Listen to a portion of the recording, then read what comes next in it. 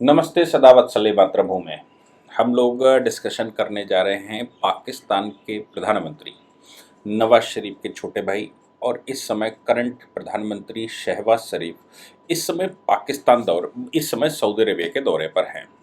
और Saudi Arabia का दौरा करते समय वो जाहिर सी बात है कि ईश्वर को खूब याद कर ही रहे होंगे। और जब ईश्वर को खूब याद कर रहे होंगे क्योंकि पाकिस्तान के जो हालात इस समय हैं उन हालातों में पाकिस्तान कैसे सरवाइव करेगा ये तो खैर पाकिस्तान ही बता सकता है। पाकिस्तान के हालात श्रीलंका से भी ज़्यादा ख़राब हैं। मैं श्रीलंका से भी ज़्यादा ख़राब इसलिए कह रहा हूँ क्योंकि पाकिस्तान को विदेशी मदद, इस्लामिक मदद मिलती रहती है। दूसरा ये भी है कि वो आतंकवाद सप्लाई उपलाई करके अपना काम चला लेते हैं। इसलिए पाकिस्तान के हालात इस समय बहुत ज़्यादा ख़राब हैं। अब ऐसे ख़राब हालात में उनको सहारा देने वाले 2 ही 3 कंट्री हैं। तो उन कंट्रियों का जैसे ही पाक में पीएम बनेगा तो वो पीएम उन देशों के चक्कर लगाना शुरू करता है। एक चीन का चक्कर लगाता है, सऊदी अरेबिया का चक्कर लगाता है, टर्की का चक्कर लगाता है, यूएई का चक्कर लगाता है और पहले अमेरिका और यूरोप का चक्कर लगाता था। लेकिन अभी क्या है कि स्थिति बदल चुकी है। इसलिए अमेरिका और यूरोप तो थोड़ा कटे हुए हैं क्योंकि उन्होंने इनको आतंकवादी कंट्री मान लिया है। स्टेट स्पॉन्सर्ड आतंकवाद इनके यहाँ होता है। लेकिन सवाल यहाँ पैदा होता है कि जब सऊदी अरेबिया में वो गए तो जाते समय सीधी सी बात है कि मक्के मदीने के दर्शन करने जाएंगे। तो मदीने की एक मस्जिद में, वो मस्जिद नवाब ऐसा कुछ कहते हैं, नवाबी मस्जिद, उसमें जब वो जा रहे थे तो पीछे से कई लोगों ने और सामने से कहना शुरू किया, चोर चोर चोर चोर चोर शरीफ चोर। अब चोर पीएम या चोर पाकिस्तानी ऐसे कुछ नारे लगाए गए।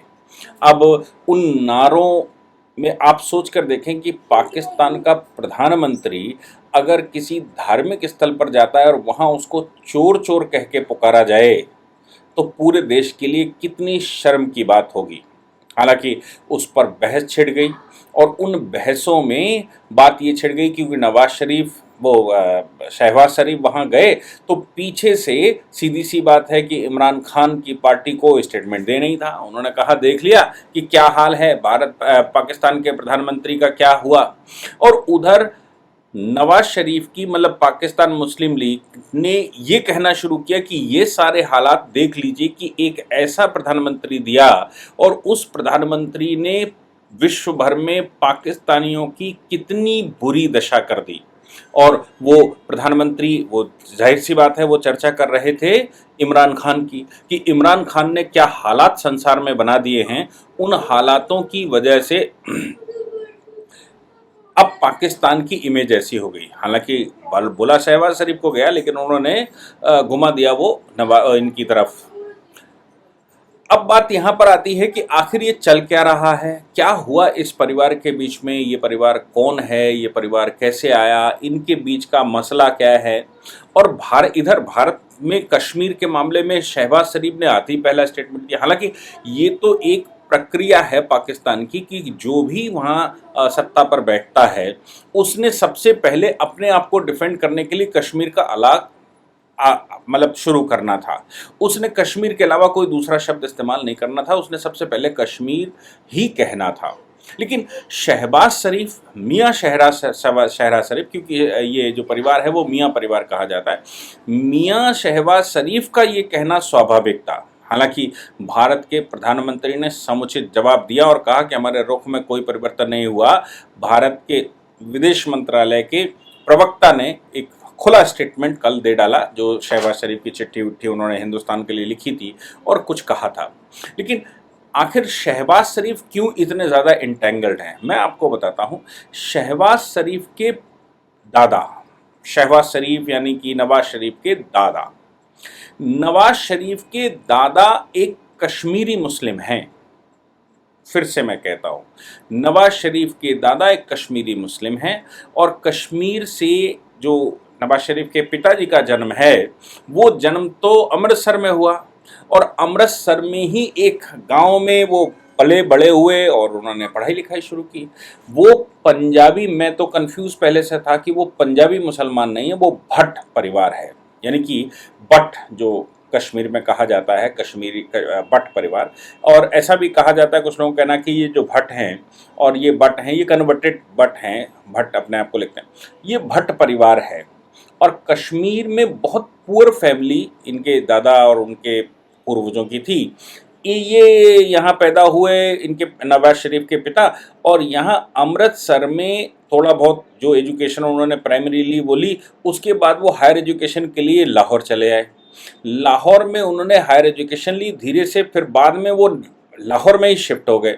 लाहौर में एक हिंदू बिजनेसमैन, और लाहौर में भी पढ़े वो डीएवी कॉलेज में, आप सोचिए डीएवी में पढ़े इनके पिता, और उन्होंने एक हिंदू परिवार में मैकेनिकल काम करना शुरू किया, हिंदू किसी बिजनेसमैन के यहाँ लाहौर में। और उसके यहाँ करते करते सीखा, सीखने के बाद वो व्यापार वही उन्होंने खोला। लेकिन इनके लिए कहा जाता है कि मोहम्मद शरीफ, जो शहबाज शरीफ के पिता हैं, मोहम्मद शरीफ ने उस हिंदू परिवार का खूब सेवा करी, बहुत सेवा करी। ऐसा कहते हैं कि ताउम्र उनका एहसान वो मानते रहे, जिन्होंने उनको रोटी दाल की व्यवस्था करवाई, जिन्होंने उनको कुछ काम सिखाया, जिन्होंने उनको कुछ काम करवाया, और आगे जो भविष्य उनका बना। और ऐसा हुआ कि जब पाकिस्तान बना, तो पाकिस्तान बनते समय मोहम्मद शरीफ व्यापार चूंकि वहाँ कर ही रहे थे, तो हिंदू परिवारों का व्यापार उनके पास आ गया। और उनके पास तो उन्होंने इंजीनियरिंग फर्में जो थी वो उनके पास आ गई, क्योंकि हिंदू वहाँ से माइग्रेट किया। तो हिंदुओं के बीच में चूंकि इनका अच्छा उठना बैठना था शहबाज शरीफ के पिता का, इसलिए शहबाज शरीफ के पिता के पास वो व्यापार बहुत सारे आ गए। अब वो लाहौर के सबसे बड़े, यानी कि पश्चिमी पंजाब के वो सबसे बड़े इंजीनियरिंग डिपार्टमेंट के इंजीनियरिंग के व्यापारी, ऐसा कहा गया कि वो सबसे बड़े व्यापारी हैं।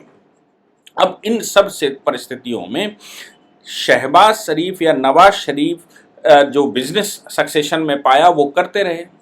करते करते 1977 के तरफ भारत में भी डिस्टर्बेंस 75 के दशक में चल रहा था, और वहाँ पर भी चल रहा था, क्योंकि 1971 हुआ था।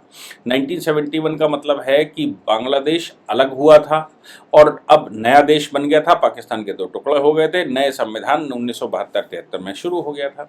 तो पाकिस्तान के अंदर चूंकि जो ग्रुप्स दबे हुए थे वो ग्रुप्स बाहर आ गए। चूंकि हम सब जान रहे हैं शेख मुजीबुर रहमान के साथ जैसा व्यवहार जियाउल हक ने किया था उस समय, और उनके साथ जो व्यवहार हुआ उसकी वजह से उन्होंने मुक्ति वाहिनी खोली, और उनको कहा गया कि तुम चूंकि मेनलैंड से नहीं हो इसलिए तुम प्रधानमंत्री नहीं बन सकते, जबकि मेजोरिटी उनके पास थी, उनकी पार्टी के पास थी। इसलिए उन्होंने पाकिस्तान में मैं क्यों हूँ, मैं बांग्लादेश क्यों नहीं बना लेता, तो उन्होंने वो किया, भारत इन्वॉल्व हुआ, इस पर बहुत सारी बातें हम जानते हैं। अब जो मुहाजिर ग्रुप हैं पाकिस्तान में वो बाहर निकल आए थे, पश्तून बाहर निकल आए थे, मतलब पख्तून बाहर निकल आए थे। और इधर उसके बाद 1971 के बाद ही इधर बलूच भी बाहर निकल आए थे, सिंध में भी उधम मचना शुरू हो गया था। तो पाकिस्तान और ये जो भी मुहाजिर मूवमेंट था इसका केंद्र सिंध था। तो अल्ताफ हुसैन आपने सुना होगा। अब पाकिस्तान के अंदर कई एक ग्रुप ऐसे हो गए जो बहुत भयंकर लड़ने लगे थे और आज़ादी मांगने लगे थे। पख्तून जो इमरान खान जो है वो पख्तून है, इमरान खान के पूर्वज रहे होंगे, या पख्तूनों की बात करो, पख्तून को अलग मांगने लगे थे। बलूचों ने बाहर निकलकर, हालांकि बलूच मूवमेंट बहुत पहले से चल रहा है, शुरू से चल रहा मुक्ति परिवार से, लेकिन बलूच अब उनको हिम्मत बन गई थी कि अब बांग्लादेश बन गया है तो हम भी अलग हो सकते हैं और हमारा देश बन सकता है। और इधर सिंध में मुहाजिर, चूंकि जब हम बात करते हैं मुजीबुर रहमान की, तो मुजीबुर रहमान की बात करना मतलब वो भी मुहाजिर हो गए, क्योंकि वो मेनलैंड से नहीं है पाकिस्तान के, इसलिए उनको मुहाजिर की डिग्री दे दी, उनकी संज्ञा दे दी।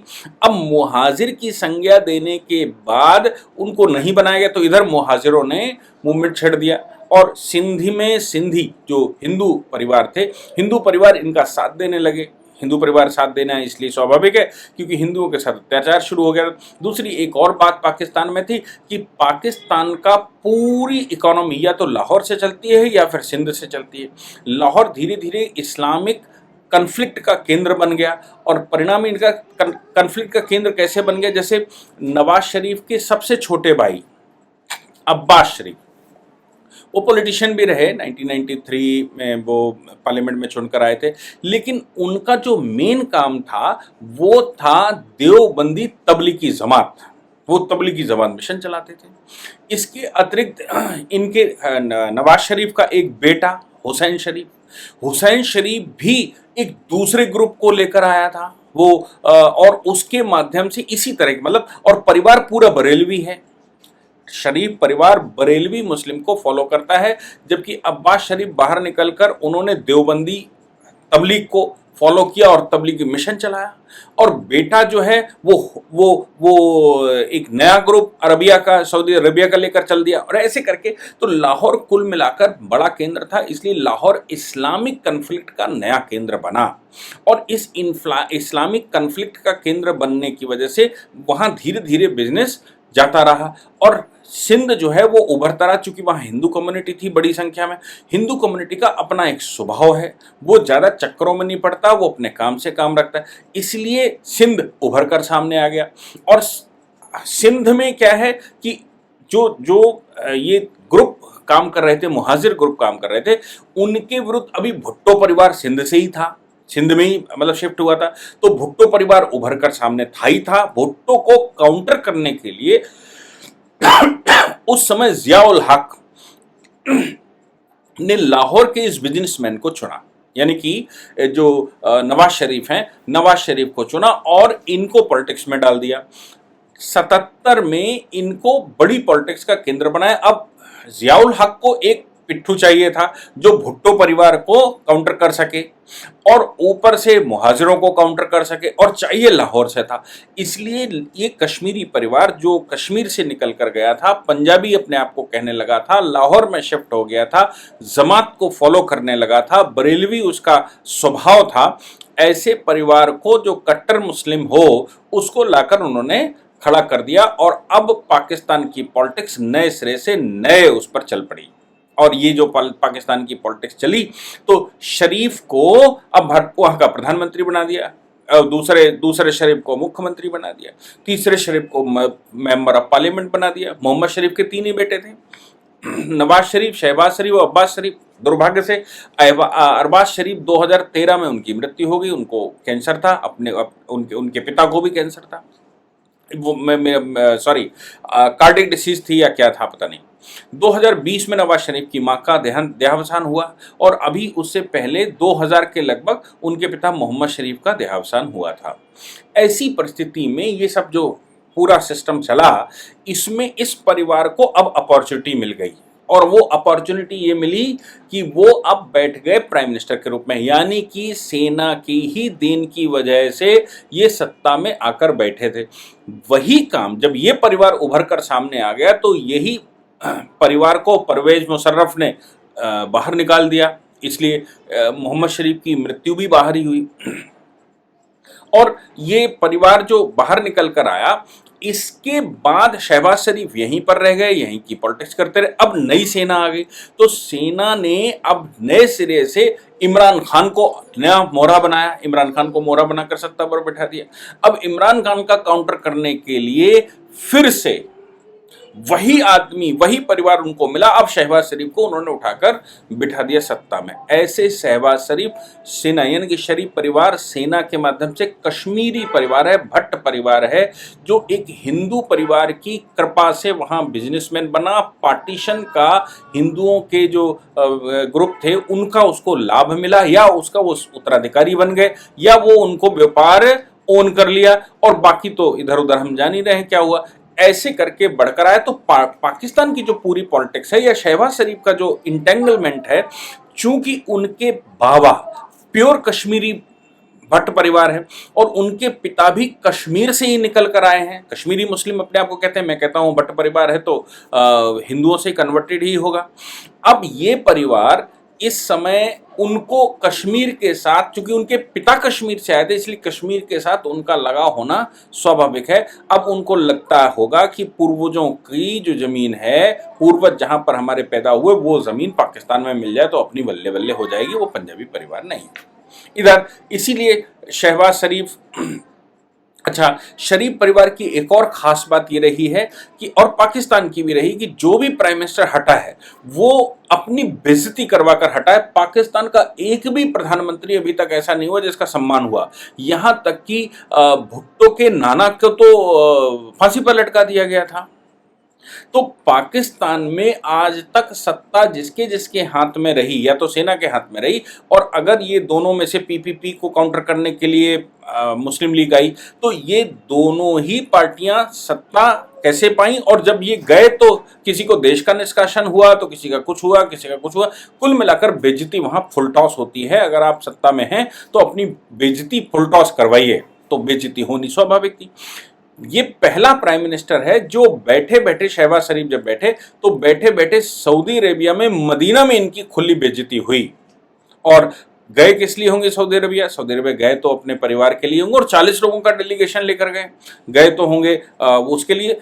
अच्छा, पनामा पेपर लीक के मामले में, जिसमें नवाज शरीफ को ये सब कुछ हुआ है, पनामा लीक के मामले में अरबों खरबों डॉलर का घोटाला इस परिवार ने किया, ऐसे आरोप हैं। और सुप्रीम कोर्ट ने उनको सजा सुनाई है वहां की, कि भाई ये पनामा पेपर लीक उसको कहते हैं जो एक कोई बड़ी एजेंसी जिसने ये सब ये खोला, और पनामा फाइल्स के नाम से वो फाइल बनी, इसलिए पनामा पेपर्स, वो मतलब पनामा फाइल्स के पनामा पेपर्स, उसमें ये सब कुछ निकला है, उसमें ही ये एक्सपोज हुए हैं सारा परिवार। तो फिर घोटाले बहुत सारे करें। पाकिस्तान की इकोनॉमिक पोजीशन बहुत खराब है, क्योंकि उन्होंने कभी, अब वहाँ हिंदू तो धीरे धीरे खत्म कर दिया, जो हिंदू जो व्यापार करता था, जो व्यापार निकालता था, जो काम करता था, जो जो जिससे इकोनॉमी चलती थी। दूसरा, टेररिज्म का व्यापार चल नहीं रहा, मदद अमेरिका की मिल नहीं रही, तो अब करें क्या? चाइना अपनी खस्ता हाल से परेशान है, इसलिए वो बहुत मदद कर नहीं सकता, वो खुद ही बहुत परेशान है। तो अब आखिर चले कैसे? अफगानिस्तानी टेररिज्म सप्लाई करते थे, अफगानिस्तान दोबारा टेररिस्टों के कब्जे में आ गया, तो वो टेररिज्म सप्लाई के लिए बिल्कुल आगे सामने आ गए हैं, और वो अच्छा, नो डाउट बेटर कर सकते हैं। अच्छा, पाकिस्तान के अंदर अभी भी एथनिक ग्रुप इतने सारे निकल पड़े हैं जिसकी लिमिट नहीं है। तरीके लब्बैक पाकिस्तान, मैंने आपको बात कही थी, इस तरह के कई ग्रुप वहाँ के, तालिबान पाकिस्तान और ये वो सब इस्लाम के नाम से, चूंकि पाकिस्तान का निर्माण ही इस्लाम के नाम से हुआ, तो पाकिस्तान की सत्ता जो भी कब्जा करेगा वो इस्लाम के नाम से ही करेगा। तो अपने आप को सिद्ध करेगा, मैं बेटर इस्लामिक व्यक्ति हूं। बेटर इस्लामिक का मतलब है तुम्हारा वाला झंडू है, अब तुम्हारे झंडू को वो अपना पंडू बनाएगा। ये झंडू पंडू चलता रहता है, और इनके चक्कर में मारकाट भी वहां ठीक ठाक होती रहती है, और तमाम तरह के रीजनल स्वतंत्रता के ग्रुप वहां परेशान कर ही रहे हैं। इसलिए शहबाज शरीफ, चूंकि नवाज शरीफ के ऊपर एलिगेशन है, इसलिए शहबाज शरीफ को चोर कहना स्वाभाविक था, क्योंकि चोरी का मामला पनामा पेपर लीक से सामने आया था इस परिवार का। तो इमरान खान और इनका मौखिक जवाबबाजी तो होनी होनी। लेकिन अभी भारत के पास जो चिट्ठी लिखी थी, उसमें पत्रकारों ने पूछा भारत के विदेश विभाग के प्रवक्ता से, तो उन्होंने कहा, भाई देखिए, भारत का रुख बिल्कुल नहीं बदला है। भारत अपने रुख पर कायम है कि वार्ता तभी हो सकती है जब आप टेररिज्म छोड़ देंगे, और जब तक आप टेररिज्म नहीं छोड़ते तब तक आपसे वार्ता नहीं हो सकती। अब टेररिज्म का परिभाषा क्या है? भारत की टेररिज्म की परिभाषा तो बिल्कुल साफ है। आपके यहाँ जो इतने तरह की जमातें चल रही हैं, जो इतने तहरीके लब्बैक पाकिस्तान, तहरीके तालिबान पाकिस्तान, या बहुत सारे तबलीगी ग्रुप, ये सब चल रहे हैं, मिल्ली मुस्लिम लीग, ये सब आप बंद करिए और प्योर डेमोक्रेसी पर आए। जब तक आप ये पिटारा खोलते रहेंगे, जब तक आप ये ढोंग करते रहेंगे कि हम मुसलमान हैं और इस्लाम के नाम से ये वो टेररिज्म आप पैदा करते रहेंगे, क्योंकि आपके किसी ग्रुप से अगर हम बात कर लेंगे, भारत सरकार बात करेगी, आप कहोगे हाँ हाँ हाँ हाँ, लेकिन आपके पास कितनी सारी सत्ताएं हैं कुछ पता नहीं है। आपकी आर्मी अलग डिसीजन लेती है, आपकी विभिन्न पार्टियां अलग डिसीजन लेती हैं, और आपके यहाँ जो एथनिक ग्रुप हैं, जो इस्लामिक टेररिस्ट ग्रुप हैं, जो अपने आप को धार्मिक गुरु कहते हैं, वो अलग डिसीजन लेते हैं। वो अपने ही प्राइम मिनिस्टर को मारते हैं, वो अपने यहाँ के जो बड़े धर्म गुरु हैं उनको ही उल्टा पलटा देते हैं। तो भैया, हमसे जब वार्ता होगी तो कैसे होगी? पहले आप उनको निपटा लीजिए। तो भारत सरकार ने साफ कहा, मोदी को जो चिट्ठी लिखी थी, मोदी जी ने साफ कहा कि देखिए, सबसे पहला काम यह है कि आप अपने यहाँ से टेररिज्म खत्म कर लीजिए। टेररिज्म का मतलब है इस्लामिक चरमपंथ वहां से खत्म कर लीजिए, अदरवाइज स्टेट स्पॉन्सर्ड इस्लामिक चरमपंथ वहां पैदा होता रहेगा। तो फिर भारत का बात करने का कोई परिणाम नहीं निकल सकता। इसलिए भारत ने अपनी स्थिति क्लियर की। हालांकि वो जो चोर चोर का स्लोगन हुआ वहां पर, उस पर भी पाकिस्तान के कुछ ग्रुपों ने कहा इसमें भारत का योगदान है। अरे भैया, इस्लामिक कंट्री में आप गए हो, सऊदी अरेबिया में आप गए हो, सऊदी अरेबिया में मदीने गए हो, भारत के लोगों का मदीने में क्या काम है? हाँ, भारत का मुसलमान जरूर जा सकता है जो मदीने गया हो आपके दर्शन उर्शन करने, वो वहाँ कुछ उमरा उमरा करने, और वो जो उमरा करने गया होगा भैया, उससे हमारा क्या लेना देना? रमजान का महीना चल रहा है, आप वहां गए, आपके यहाँ से मुसलमान भारत के गए होंगे, भारत के मुसलमान कितना आपके लॉयलिस्ट हैं या आपके विरुद्ध हैं कुछ पता नहीं, लेकिन हकीकत यह है कि भारत के मुसलमान की सिंपैथी आपके साथ बहुत बड़ी संख्या में लोगों की रहती है। इसलिए ये जो हम पर इल्जाम लगाना कि भाई ये क्या, हम पर इल्जाम लगाने का मतलब आप ये कहिए कि मोदी जी ने ये स्पॉन्सर किया होगा, आप ये मत कहिए भारतीयों ने किया हो। भारतीय हो सकते हैं, भारतीय मुसलमान आपको ऐसा कह रहे हो, तो इल्जाम जो हमारे ऊपर लगाया वो गलत है। भारत का मतलब है मोदी सरकार, भारत का मतलब है कि जो इस समय भारतीय जनता पार्टी की सरकार बैठी हुई भारत सरकार, उसने कुछ षड्यंत्र रचा हो तो आपको उन पर एलिगेशन लगाना चाहिए, अदरवाइज नहीं लगाना चाहिए। मुझे लगा कि ये जो सब वहां चल रहा है, ये सब पाकिस्तान को इतना तोड़कर रख देगा कि उसको अंततोगत्वा कहना पड़ेगा कि इस्लाम छोड़कर हम ओरिजिनल रिलीजन पर आ रहे हैं। जो हमारा ओरिजिनल रिलीजन था, हम पंजाबी थे, हम सिख थे, या वो जो भी थे, हम उस पर लौटकर आ रहे हैं। हम हिंदू थे, हम उस पर लौटकर आ रहे हैं, और अब हमें रोटी कपड़ा मकान की जुगाड़ भारत सरकार करेगी। मुझे लगता है कि वो परिस्थिति बहुत जल्दी आएगी। जय हिंद, जय भारत, वंदे मातरम।